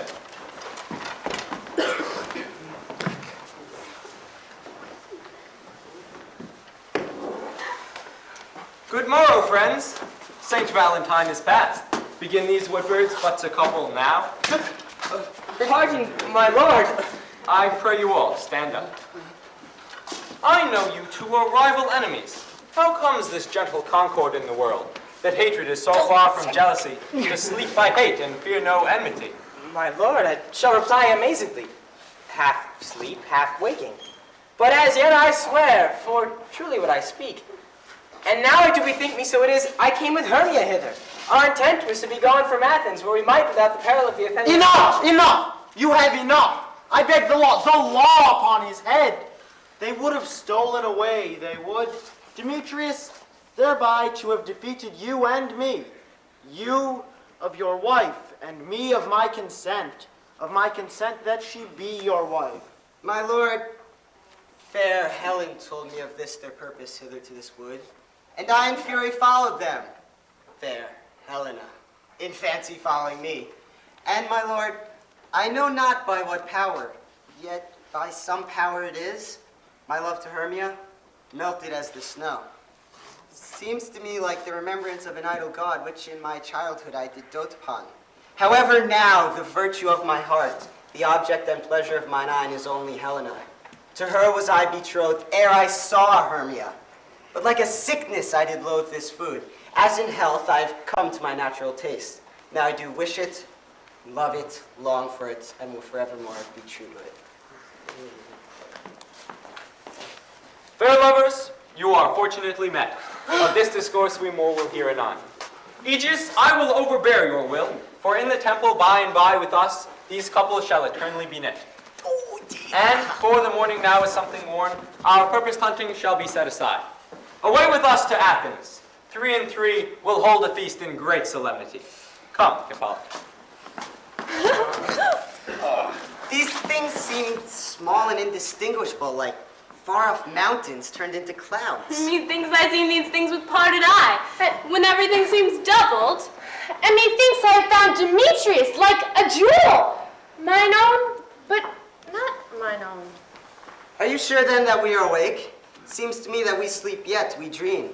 Did you not think the Duke was here and bid us follow him? Yea, and my father. And Hippolyta. And he did bid us follow to the temple. By then we are awake. Come, let us follow him. And by the way, let us recount our dreams on the way.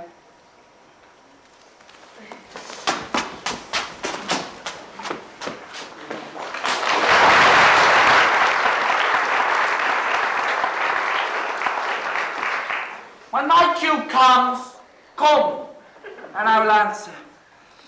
My next is most perilous. Hey-ho! Peter Quince! Flute, the bellows mender! Starveling? God's my life. Stolen hence and left me asleep. I have had a most rare vision. I have had a dream past the wit of man to say what dream it is. Man is but an ass if you go around to expound this dream. Methought I was, yet there is no man that can tell what. Methought I was, and methought I had. Yet man is but a patched fool if he will offer to say what methought I had. The eye of man hath not heard, the ear of man hath not seen. Man's hand not able to taste, his tongue to conceive, nor his heart to report what my dream was. I shall have Peter Quince write me a ballad of this dream, and it shall be called Bottom's Dream, for it hath no bottom. And I shall sing it at a latter end of the play before the Duke. Peradventure, to make it more gracious, I shall sing it at her death.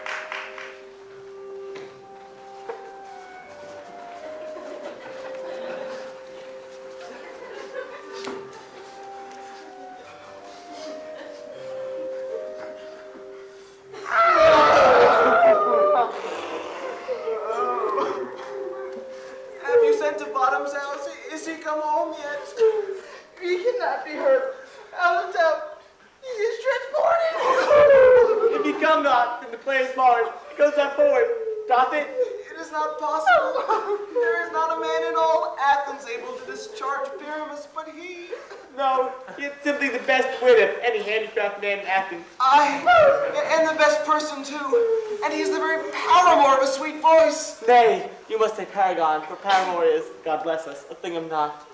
Masters, the Duke is coming from the temple, and there are 2 or 3 lords and ladies more married. For sport had gone forward, we'd all been made men.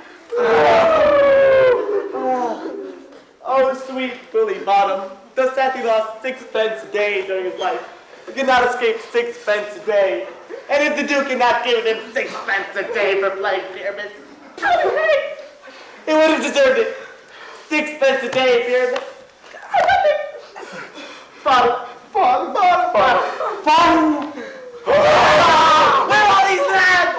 Where are these hearts? Bottom, almost courageous days, almost happy hours. Oh, masters, I am to discourse wonders, but ask me not what, for if I am not a true Athenian. Let us hear, sweet Bottom. Not a word out of me. All I will say is the Duke hath dined. Get your apparel together. Good strings to your beard, new ribbons to your pumps. Every man look over his part. For the short and the long is, our play is preferred. Yeah. Oh, and let him that plays Thisbe have clean linen. And let him that plays the lion part his nails, for they should hang us out for lion's claws. And most dear actors eat no onions, not garlic, for we are to utter nothing but sweet breath. For I do not doubt but to hear them say, this is a sweet comedy. No more words. Away. Go away.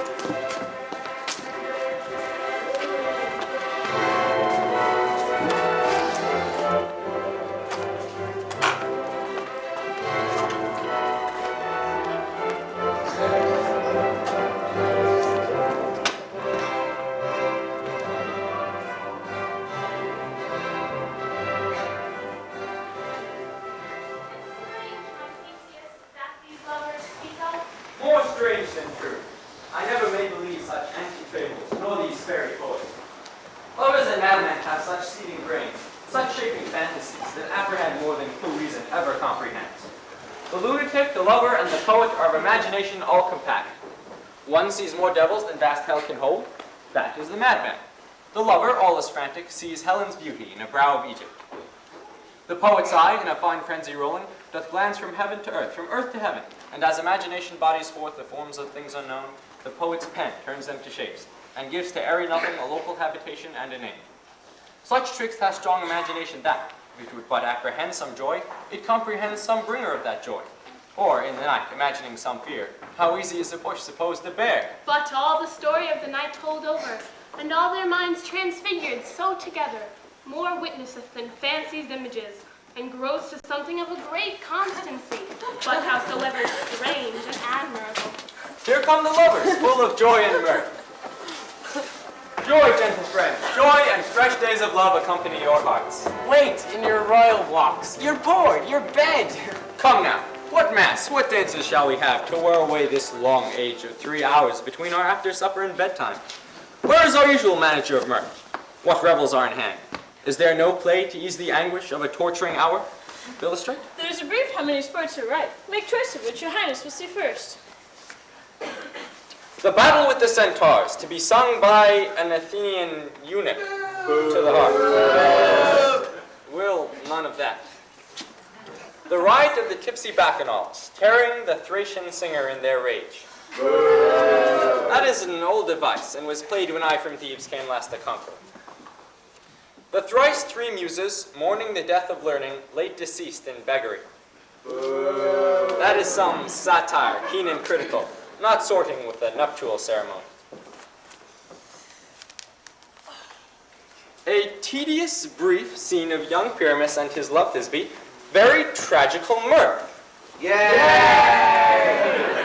Merry and tragical, tedious and brief, that is hot ice and wondrous strange snow. How shall we find the concord of this discord? A play there is, my lord, some 10 words long, which is as brief as I have known a play. But by 10 words, my lord, it is too long, which makes it tedious. For in all the play there's not one word apt, not one player fitted. And tragical, my noble lord, it is, for Pyramus therein doth kill himself, which, when I saw rehearsed, I must confess, made mine eyes water, but more merry tears the passion of loud laughter never shed. What are they that do play it? Hard-handed men that work in Athens here, which never labored in their minds till now, and now toiled their unbreathed memories with this same play against that nuptial. And we will No, my noble lord, it is not for you. I've heard it over. It is nothing, nothing in the world, unless you can find sport in their intents, extremely stretched and gone with cruel pain to do you service. I will hear that play, for never anything can be amiss when simpleness and duty tender it. Go, bring them in, and take your places, ladies. I love not to see wretchedness o'ercharged and duty in its service perishing. Why, gentle sweet, you shall see no such thing. He says they can do nothing in this kind. The kind are we to give them thanks for nothing. Our sport shall be to take what they mistake, and what poor duty cannot do, noble respect takes it in might, not merit. Trust me, sweet, out of this silence yet I picked a welcome, and in the modesty of fearful duty I read as much as from the rattling tongue of saucy and audacious eloquence. Love, therefore, and tongue-tied simplicity in least speak most to my capacity. So please, your grace, the prologue is addressed. Let him approach.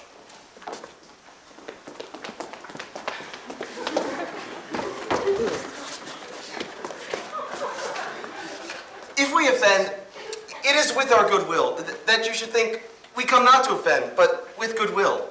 To show our simple skill, that is the true beginning of our end. Consider then, we come but in despite. We do not come as minding to content you, our true intent is. All for your delight we are not here.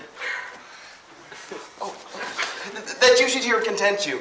The actors are at hand, and by their show, you will know all that you are like to know. This fellow doth not stand upon points. He hath read his prologue like a rough colt. He knows not the stop. It is a good moral, my lord. It is not enough to speak, but to speak true. Indeed, he hath played on his prologue like a child on a recorder. Sound, but not in government. His speech was like a tangled chain. Nothing impaired, but all disordered. Who is next? Gentles, perchance you wonder at this show, but wonder on till truth make all things plain. This man is Pyramus, if you would know. This beauteous lady Thisbe is certain. This man with lime and rough cast doth present Wall, that vile Wall which did these lovers sunder. And through Wall's chink, poor souls, they are content to whisper, at the which let no man wonder. This man with lantern, dog, and bush of thorn presenteth moonshine. For by moonlight did these lovers think no scorn to meet at Ninus' tomb, there to woo. Woo. Woo! Woo!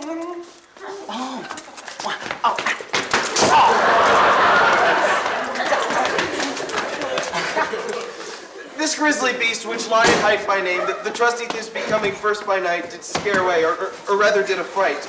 And as she fled, her mantle she did fall, which Lion vile with bloody mouth did stain. Anon comes Pyramus, sweet youth and tall, and sees his trusty Thisbe's mantle slain. Whereat with bloody bladeful blade, he bravely broached his boiling bloody breath. And Thisbe, tarrying in mulberry shade, his dagger drew and died. For all the rest, let Lion, Moonshine, Wall, and lovers twain at large discourse while here they do. I wonder if the lion be to speak. No wonder, my lord, one lion may when many asses. In this same interlude, it doth befall that I, one Snout by name, present a wall. And such a wall as I would have you think, that had in it a crannied hole or chink, through which the lovers, Pyramus and Thisbe, did whisper often very secretly, this loam, this rough cast, this stone, doth show that I am that same wall. The truth is so. And this the cranny is, right and sinister, through which the fearful lovers are to whisper. Would you desire Lime and Hair to speak better? It is the wittiest partition that ever I heard discourse, my lord. Pyramus draws near the wall. Silence.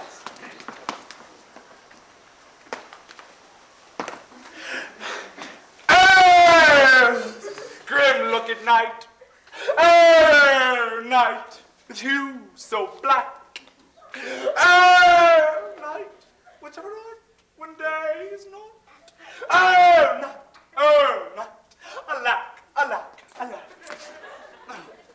I fear my Thisbe's promise is forgot.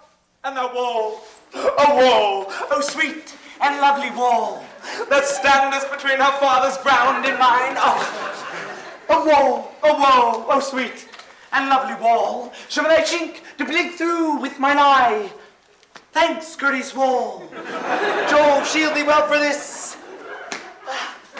But what see I? No, Thisbe do I see. Oh, wicked, wicked, wicked, wicked. Oh!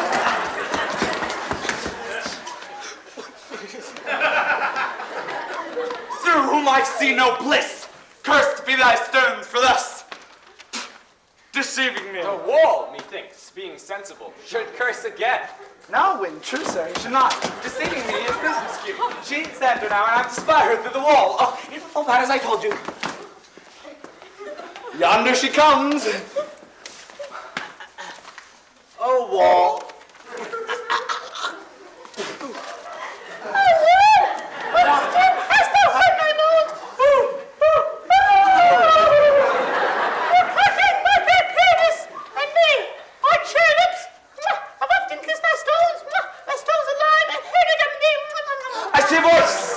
Now when I to the sheep to spy, and I can hear my Thisbe's face burning. Oh, think what thou will. I'm none of her grace, and like Lymander, I am trusty still. This no progress was so true. The progress after you. Oh, kiss me to the hole of this vile wall.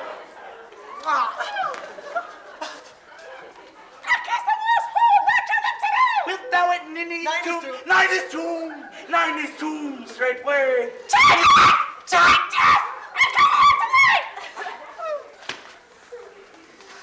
Thus have I, Wall, my part discharged so, and being done, thus Wall away doth go.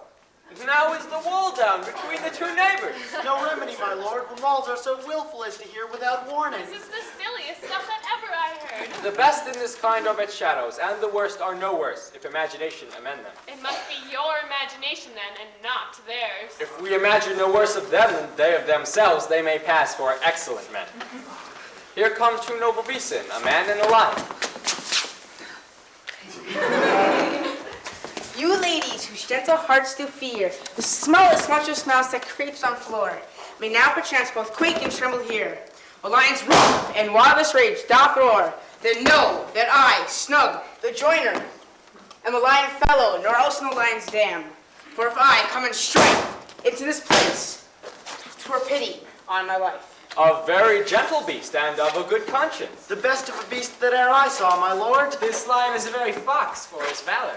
True, and a goose for his discretion. Not so, my lord, for his valor cannot carry his discretion, and the fox carries the goose. His discretion, I am sure, cannot carry his valor, for the goose carries not the fox.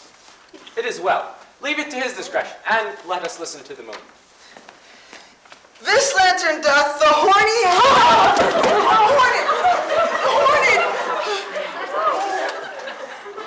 horny moon present. You should have worn the horns on his head.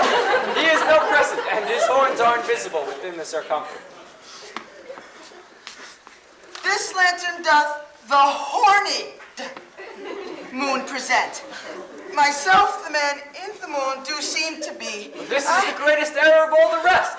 The man should be put into the lantern. How else is it the man in the moon? Dares not come before the candle, for you see it is already in snuff. I am weary of this moon. Would he would change. It appears by his small light of discretion that he is in the way. But yet, in courtesy, in all reason, we must stay the time. Proceed, moon. All that I have to say is this lantern is the moon, I the man in the moon, this thornbush my thornbush, and dog, my dog. Why, all these should be put into the lantern, for how else is it the man in the moon? But silence, here comes Thisbe. This is all me! Ninus. Minus 2! Where's my mom?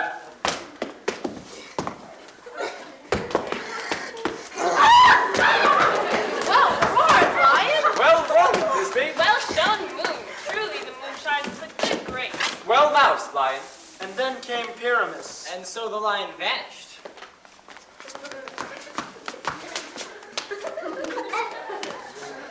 Sweet moon, I thank thee for thy sunny beams.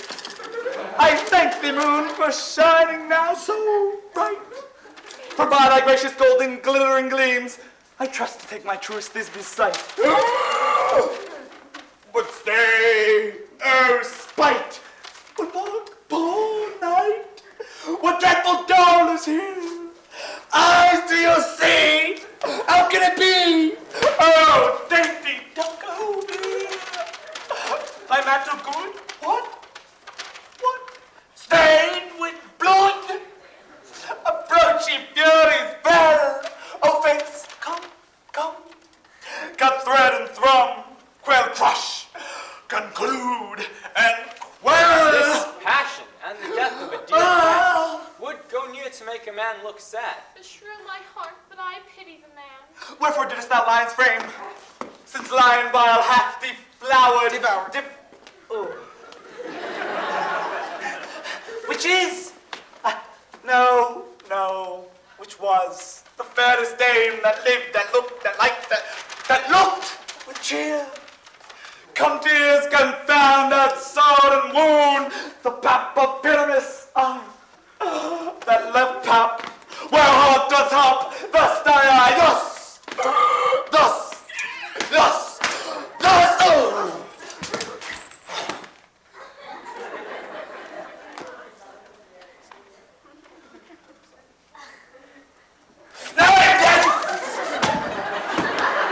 Now am I dead. My soul is in the sky. Come, loose thy light. Moon, take thy flight. Now, die. Die!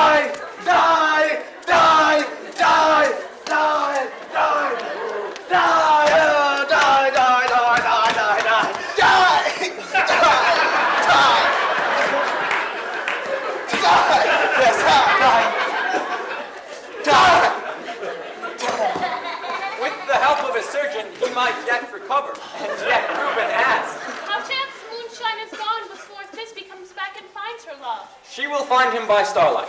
Here she comes, and her passion ends the play. Methinks she should not use a long one for such a pyramus. She I has- hope she shall be brief.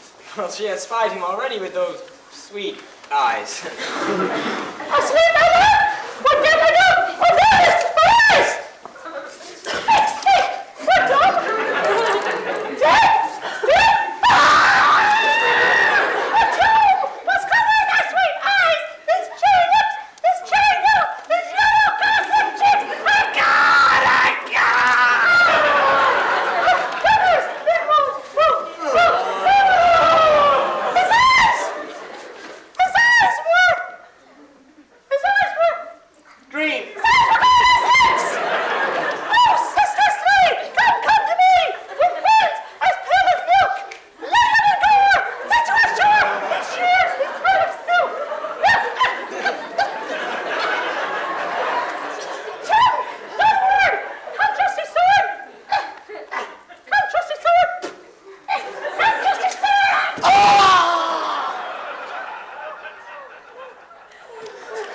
Come, trusty sword! Come, blade my breast and blue!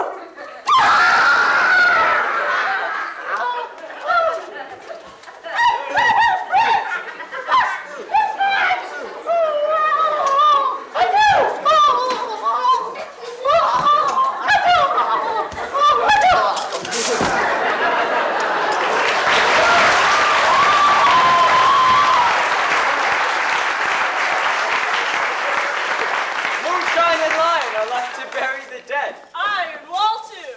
No, no, no, I assure you the wall is down that part of their father. Will you see the city epilogue? Or hear a version when it says so the two of our company? No epilogue, I pray you. For your play needs no excuse. Never excuse. For when the players are all dead, there need none be blamed. Marry, if he that ridden had played Pyramus and hanged himself in Thisbe's garter, it would have been a fine tragedy. And so it is, and very notably discharged. But come, your burgomaster, let your epilogue alone.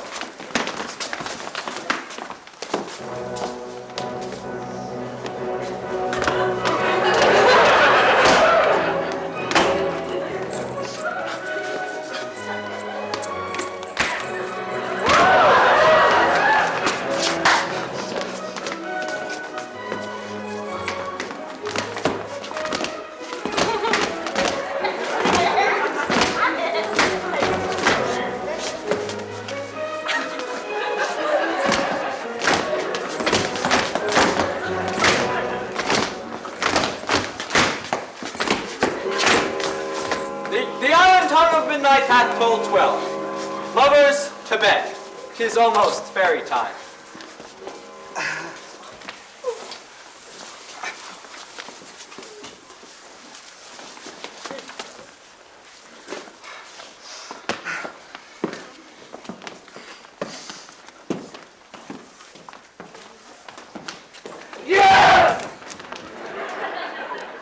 I fear we shall outsleep the coming morn as much as we this night have overwatched.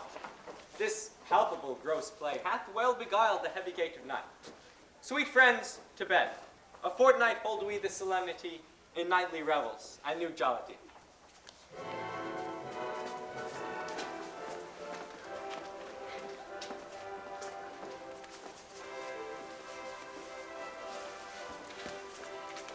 Now the hungry lion roars, and the wolf behowls the moon, whilst the heavy ploughman snores, all with weary task foredone.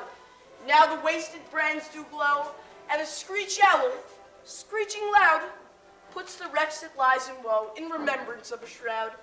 Now it is that time of night, that the graves all gaping wide, everyone lets forth his sprite in the churchway past the glide. And we fairies that do run by triple agate seen, having presence of the sun, following darkness like a dream, now are frolic. Not a mouse shall disturb this hallowed house, and I am sent with broom before to sweep the dust behind the door. Through this house give glimmering light, by the dead and drowsy fire. Every elf and fairy sprite hop his light from bird to briar, and this ditty after me. Sing and dance it trippingly. First rehearse your song by rote, to each word a warbling note. Hand in hand with fairy grace will we sing and bless this place. Now until the break of day, through this house each fairy stray. To the best bride bed will we, which by us shall blessed be. And this issue there create, ever shall be fortunate. So shall all the lovers three, ever true in loving be. Trip away, make no stay, meet me all by break of day.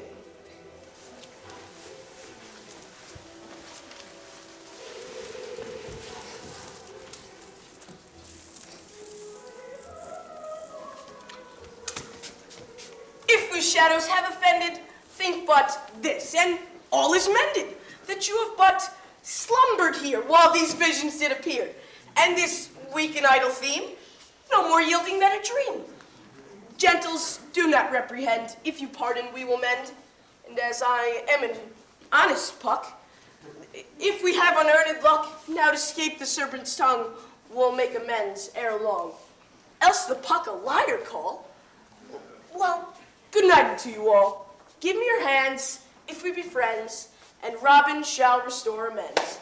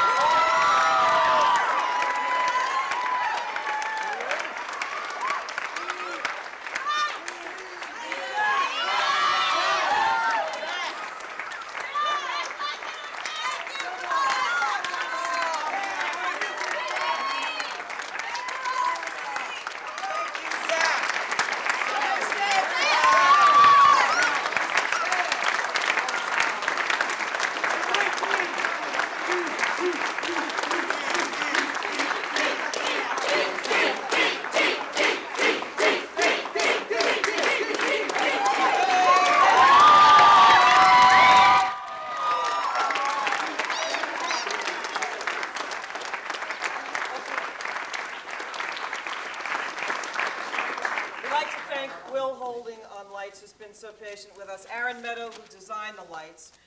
My friend Zach Lappin, 7 shows in 4 days of 2 different plays. The sound. LMC-TV for filming and doing this all 4 nights. Thank you. Nick Charles, our set designer, where is she?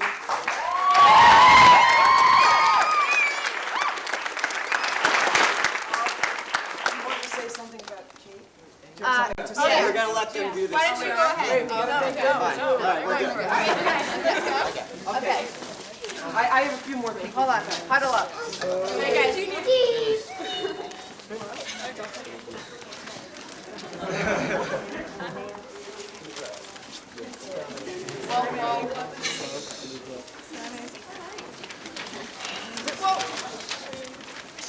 Me.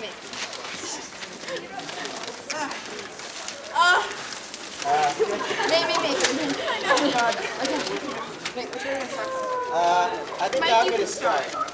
Hold on, let me Ethan. get my glove. Okay. Will you spread out? First thing about it is a little inside joke. I don't think any of you understand it. Okay, it's called glove jokes. Now you guys haven't been introduced to glove jokes. They're just like, yeah, okay. You'll see. Alright, what did the mom glove say when she gave birth to her baby glove? Baby glove, my baby glove. Okay, no one gets it. Moving on. So, in tradition with the Semi-Royal Shakespeare Company, we take the graduating seniors and the juniors present speeches for them. This is Kate.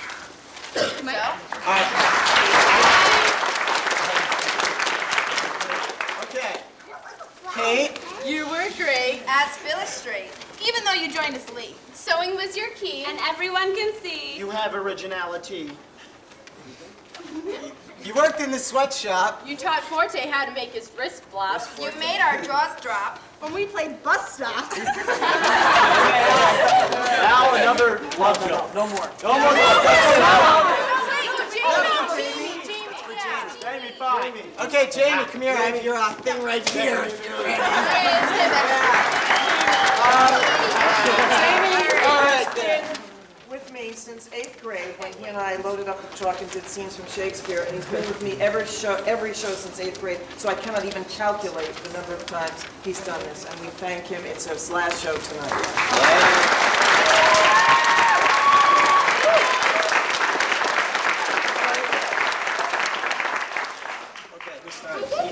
Jamie, we broke your trunk. I wonder how. You showed us many different parts of a cow. You've been with us for so long. What will we do when you're gone? To college Jamie goes. Thanks for helping with all the shows. I've told you many a story in the back of our van. Everyone knows you're the best sailor, man. In the last scene, there was an extra chair. So you didn't let us do your makeup and hair. All in all, it was fun.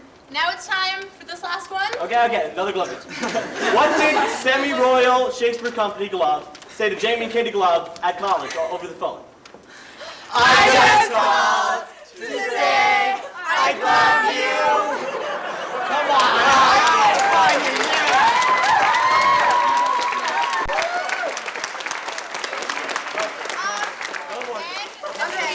We've got another. Steve? Where's Rubio? Okay, Rubio.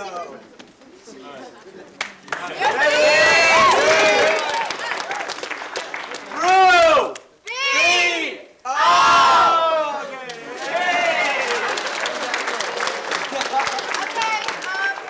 well, I know Miss Betsy and Miss Harry don't want to come up. Yes, they so have to, but they have to. I will take their flowers for them. Just find me after the show.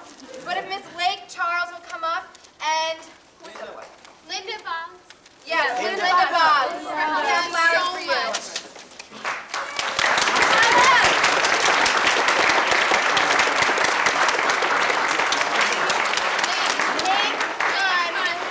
Come on! Somebody, we have flowers for everyone. The play has been dedicated, if you read our playbill, to Betsy Trukowski and Harriet Melman, who do so many things for us that we simply could not exist without them. So these are the presents you got on Friday night, finally wrapped.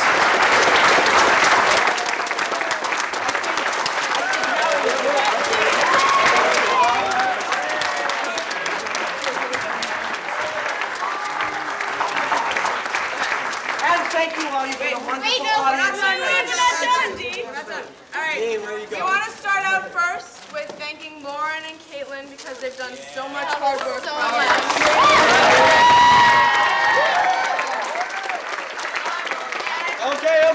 Okay. And there's one more person. Yeah, you can't forget her. And she's worked so hard with the costumes, with all of us not sleeping for maybe weeks at a time. Months at a time. And we would all like to show our gratitude to the wonderful Dee, who has helped so much with our show.